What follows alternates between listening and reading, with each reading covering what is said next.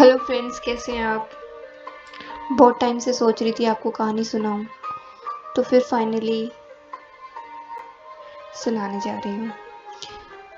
तो स्टोलन झुमका। मीरा आज सुबह से जल्दी से रेडी थे होकर ड्रेसिंग टेबल में कुछ जाने सामान ढूंढ रही थी। इधर उधर परेशान सी झटपटा रही थी। तो मनोज ने बोला कि क्या ढूंढ रही हो, सैटरडे को कोई इतनी जल्दी तैयार होता है क्या। हाँ, मैं होती हूँ, मुझे जाना होता ऑफिस, मीरा ने ऐसा जवाब दिया।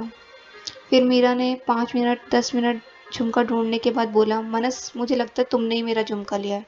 परसों मैंने तुम्हारे हाथों में देखा था। मैं क्या करूंगा तुम्हारे झुमकों का। मैं क्या करूंगा तुम्हारे झुमके का। मैंने तु... मैं क्या करूंगा। इस कैसी बातें करती हो तुम। नींद पूरी करने दो मुझे, मुझे भी ऑफिस जाना है। फिर मीरा ने टाइम देखा और बोली कि हाँ चलो फिर ठीक है, तो जाती हूँ मैं ऑफिस। फिर मेरा दूसरा झुमका पहन के ऑफिस चली गई। 6-7 बजे करीब वापस लौटी तो उसने क्या देखा डाइनिंग टेबल पे कि खाना बना हुआ है और एक नोटपैड है और 2 झुमके के पेयर रखे हैं। एक वही जो उसका गुम हो गया था और एक नया झुमके का पेयर था। मीरा थोड़ा सा मुस्कुराई और फिर देखी कि मनस नहीं रखा होगा। उसने नोटपैड ओपन किया तो उसमें लिखा था, डियरेस्ट वाइफ, मीरा, मुझे पता है कि तुम डांटोगी और बोलोगी कि हाँ मैं नहीं लिया था तुम्हारा तुम झुमका, सॉरी, पर तुमने मुझसे कहा था ना कि तुम्हें ये सेम साइज़ का पेटल वाला झुमका चाहिए। तो फिर मैंने ढूंढा और बाज़ार में मुझे मिल गया।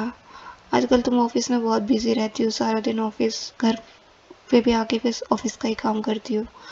तुम्हारे लिए शायद वक्त ही नहीं है मेरे पास, या फिर तुम दे नहीं पा रही हो और ख़ुद को भी तो तुम वक्त देना भूल गई हो। तुम्हें एक अजीब सा इंसिडेंट बताऊं। तुम्हें ना ऐसा लगेगा कि पता नहीं मैं क्यों बता रहा हूँ। हाँ, 5 इयर्स में तुम्हारी हैबिट्स वैसे बदली नहीं, थोड़ी सी तुम वैसी हो। बट चलो मैं तुम्हें बता ही देता हूँ इंसिडेंट। तुम्हें ये लगता है ना कि हमारी अरेंज मैरिज हुई थी, बिल्कुल भी नहीं हुई थी। सोचो कि कैसे।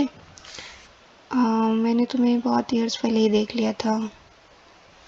ओह सॉरी, पर हाँ ये सच है कि मैं तुम्हें पहले से ही जानता था थोड़ा बहुत। एक बार मैं तुम्हारे कॉलेज गया था, शायद तुम फर्स्ट या सेकेंड ईयर में ही थी। तो मैं अपनी फ्रेंड सिस्टर जैसी बहन के साथ गया था। तो वो उसको कोई एडमिशन कोर्स जानना था, तो मैंने कहा चल ठीक है मैं जाता हूँ, चलता हूँ तेरे साथ। मैंने देखा एडमिनिस्ट्रेशन ऑफिस में कि तुम ना एडमिनिस्ट्रेटर सर से लड़ रही हो कि अगर इसमें डॉक्यूमेंट में मेरा नाम सही नहीं आया तो मैं ना आपको ही बोलूँगी सर दोबारा आके। मुझे इतनी हंसी भी आई और सोची कितनी पॉजिटिव लड़की है। अब वो तो अपना काम ही कर रहे हैं ना, अब उसमें थोड़ा बहुत तो गलत हो सकता है, पर नहीं, तुम उनसे लड़ रही थी 2-3 बार। मुझे हंसी आई, फिर मैं भूल गया, फिर मैं गया। फिर मैं ऑफिस के सिलसिले से दूसरे सिटी में जैसे भी काम होता रहे तो मैं चलता रहा जैसे की ज़रूरत थी। फिर मैं कई ईयर्स बाद लौटा। फिर एक रिलेटिव से फिर तुम्हारे बारे में पता लगा, तो मैंने अपनी फैमिली को कन्विंस किया और उन्होंने तुम्हारी फैमिली को कन्विंस किया। और तुम तो हाँ कर ही देती क्योंकि मुझे पता था कि तुम हाँ कर दोगी। तो इस तरह से फिर ये कहानी बनी पूरी। तो पता नहीं तुम फिर मुझे डांटोगी शायद, इसलिए मैंने सॉरी के ब्याह पे खीर बनाई है, खा लेना, तुम्हारा मनस।